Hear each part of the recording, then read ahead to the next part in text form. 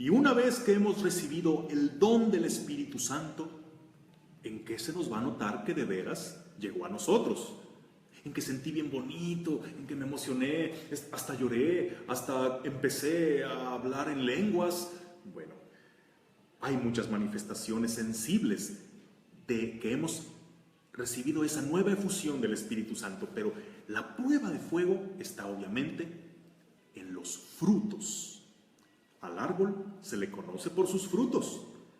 Al que ha renacido en el Espíritu Santo también se le deben esperar algunos frutos, los cuales son, nos dice la carta a los Gálatas, el fruto del Espíritu es amor, alegría, paz, generosidad, comprensión, fidelidad, bondad, mansedumbre y dominio propio. Frutos contrarios a los frutos de la carne, que son fornicación, impureza, libertinaje, idolatría, hechicería, odios, discordias, celos, rencillas, divisiones, sectarismos, envidias, embriaguez, orgías, en fin, todo lo que suene a división, a excesos, a maldad, a separación. Esos son los frutos opuestos al Espíritu. Mientras que aquel que ha recibido el Espíritu, todo lo contrario. Es generoso, busca crear puentes en lugar de muros, es conciliador, es servicial, desborda de una alegría que no es fruto del exceso, sino de la paz, del gozo interior, del haber descubierto algo que nos cambió para siempre, de ser fieles seguidores de la verdad. En eso se manifiesta que hemos recibido el Espíritu Santo, pero ojo, no debe suceder como pasa con tanta frecuencia con quien ha tenido este encuentro con Cristo.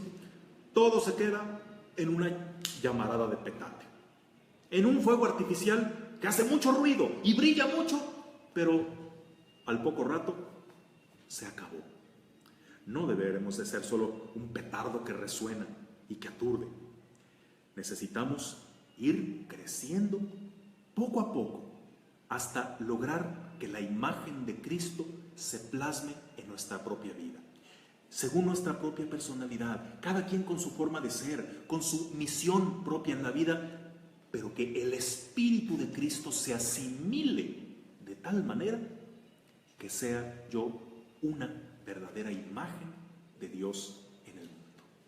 Una imagen del Dios hecho hombre, de Jesús de Nazaret, que pasó por este mundo haciendo el bien. El Espíritu Santo irá obrando en mí, con mi colaboración, por supuesto, para que estos valores, esta mentalidad, esta nueva vida de Cristo arraigue y se asimile para siempre en mí. De modo que no sea un vestido que me pongo y al rato me quito, que no sea un accesorio que me cuelgo, que sea algo que ya es parte de mí, es mi nueva forma de ser, soy yo, o mejor dicho, como el mismo San Pablo lo dice, ya no soy yo, es Cristo quien vive en mí. En Tasco Guerrero hay unos artesanos que trabajan la plata, que hacen estupendas artesanías como charolas, bandejas. Un dato curioso, ¿cómo saben ellos que su trabajo en plata ya está terminado? Cuando pueden ver su reflejo nítidamente en la charola. Cuando ellos pueden mirarse como en un espejo, en esa charola de plata, saben que su trabajo está bien terminado. Pues del mismo modo, el Espíritu Santo termina su obra en nosotros cuando Cristo puede verse reflejado en nuestra vida, o mejor dicho, cuando los demás pueden ver a Cristo reflejado en nosotros. ¿Y esto cuánto tiempo tarda en suceder? A Cristo le basta un segundo para perdonarnos, pero implica toda una vida transformarnos. Eso es un poquito más tardado. Es un proceso que nunca daremos por concluido mientras tengamos vida. Pero es un proceso en el que Dios nos permite aprender, asimilar, reaprender, levantarnos de las caídas. Y es el fascinante caminar que emprende en un viaje sin retorno todo aquel que ya le ha dicho sí al Señor y le ha abierto las puertas del corazón al Espíritu Santo. La meta del cristiano es llegar a alcanzar la estatura de Cristo Jesús, llegar a compenetrarnos con Él, como nos dice San Pablo, Filipenses 2:5, llegar a tener los mismos sentimientos que tuvo Cristo, llegar a tener sus mismas prioridades. ¿Qué sentimientos tenía Cristo? Sentimientos de misericordia, de compasión, de búsqueda del más alejado, de cercanía al más pequeño y desamparado, sentimientos de amistad, de bondad, de paz, de nunca quedarse indiferente ante una necesidad, de perdón hacia el amigo que lo traiciona, de darle una nueva oportunidad al amigo que lo niega, de sentir coraje y rechazo hacia aquellos que abusan de los demás en nombre de Dios. Quien tiene esos mismos sentimientos va identificándose cada vez más con Cristo Jesús, al igual que sus mismas prioridades. ¿Cuál es la prioridad de Jesús?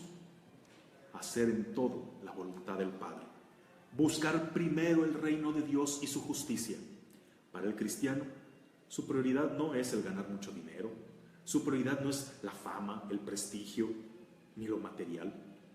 Aunque sean cosas necesarias para vivir, aunque necesite de eso para subsistir en este mundo, no lo ve como un valor absoluto, algo por lo que tenga que condicionar su libertad, su ética.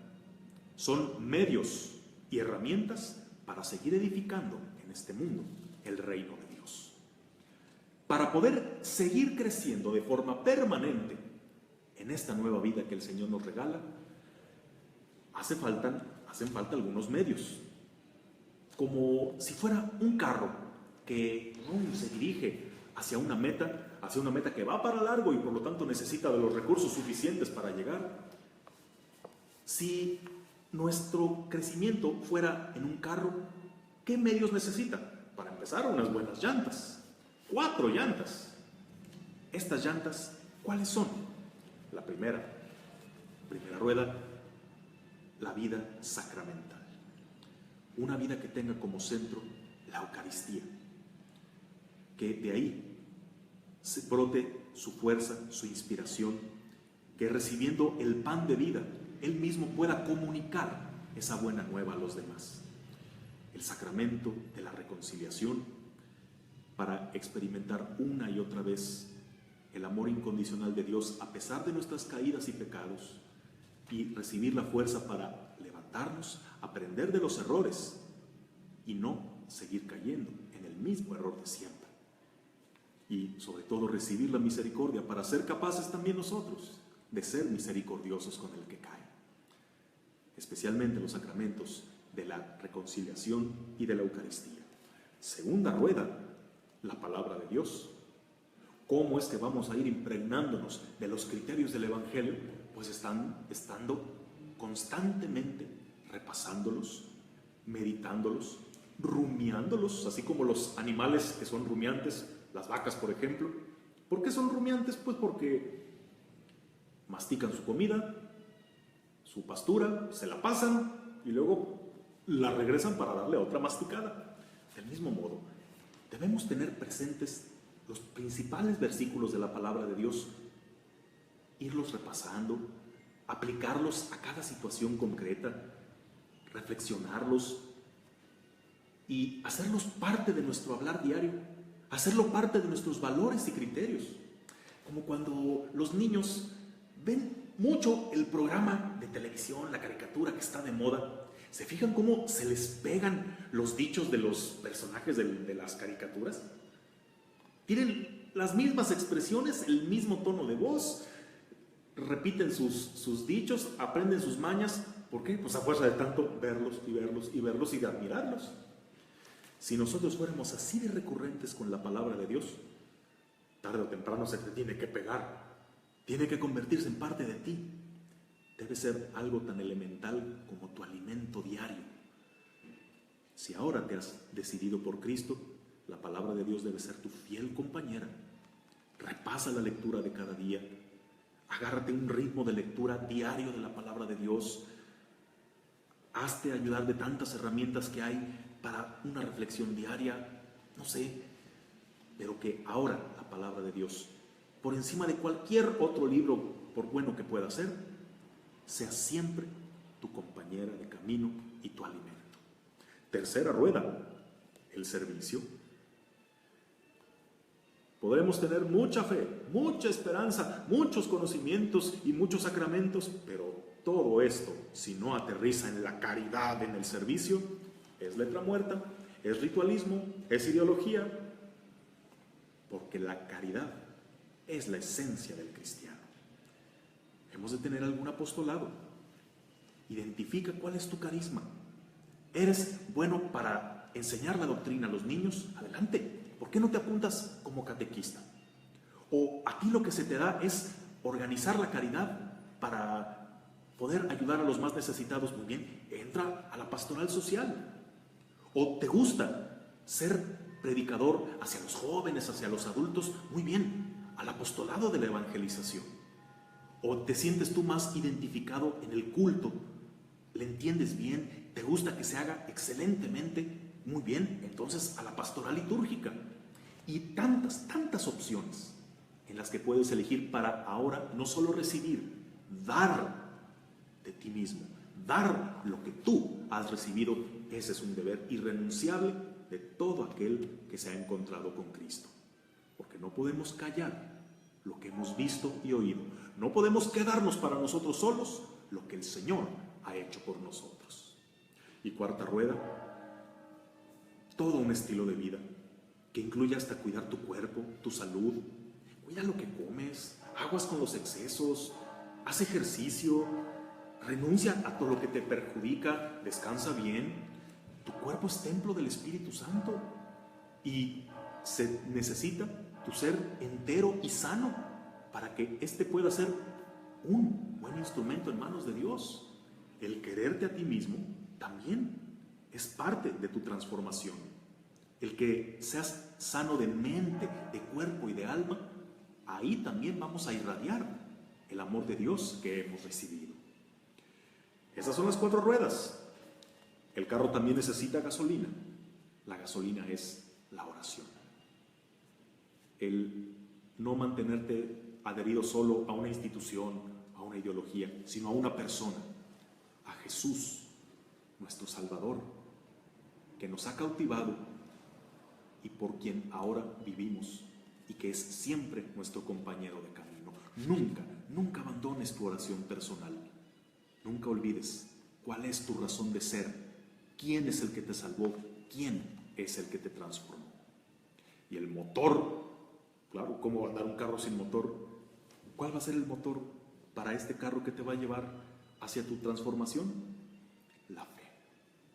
Recuerda por qué lo haces. Recuerda que tienes motivaciones más altas que las que este mundo ofrece. La fe, acuérdate, no es una ideología, sino un nuevo estilo de vida. Crezcamos hasta alcanzar el perfil de Cristo Jesús. Tomemos en nuestra mano el Sermón de la Montaña. Lleguemos a identificarnos con las bienaventuranzas, con lo que Cristo nos enseña en este sermón evangélico. Saber que el camino más corto hacia Dios es el que pasa por el hermano. Que somos llamados a la perfección y para Dios la perfección consiste en la misericordia, que llega hasta el extremo de amar a los enemigos. El cristiano vive no confiado a las riquezas, sino confiado a la providencia. Sin embargo, no es alguien pasivo que se cruza de brazos esperando que le caiga todo del cielo. Es alguien que, confiando en Dios, trabaja activamente y pone todos los resultados en manos de aquel que lo envía. Cristiano es aquel que no responde al mal con más mal, sino que vence el mal a fuerza de bien.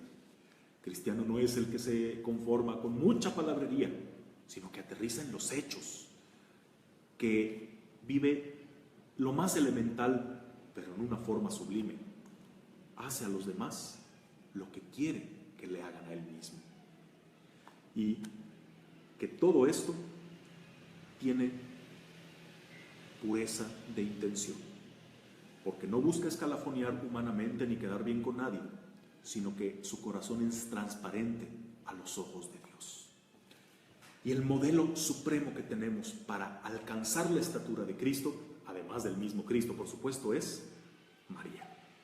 En María se cumple de forma extraordinaria todo lo que un cristiano debe llegar a ser. Tenemos a María en un lugar muy especial, sí, por ser la madre de Jesús, pero ante todo, porque ella fue la mejor discípula de su Hijo. Ella que recibió la palabra de Dios, ella que estuvo dispuesta a ser un instrumento en las manos de Dios, ella que siguió a su Hijo hasta la cruz, ella que al recibir la buena nueva inmediatamente fue a ponerse al servicio de los demás. En María encontramos ese modelo acabado de perfección cristiana, y no solo la tenemos como modelo, Jesús nos la dio por madre para que nunca estemos solos y para que ella siempre nos acompañe e interceda por nosotros. ¿Tú has nacido ya de nuevo? Pues no basta nacer, hay que crecer, llegar hasta la estatura de Cristo Jesús con estos medios que aquí hemos presentado. No te quedes solo en la emoción, empieza a crecer, empieza a madurar en la fe. No te quedes solamente en el sentimiento bonito, ni te quedes en lo que tantos han dicho de que nació una llamita en mí, pero ya se fue apagando. Pues no deje que se apague. Sóplele, atícele, póngale combustible, todos los medios necesarios para crecer a la estatura de Cristo Jesús, y que aquel que te mire pueda decir: es que ya no eres tú, sino que es Cristo quien vive en ti. La bendición de Dios Todopoderoso, Padre, Hijo y Espíritu Santo,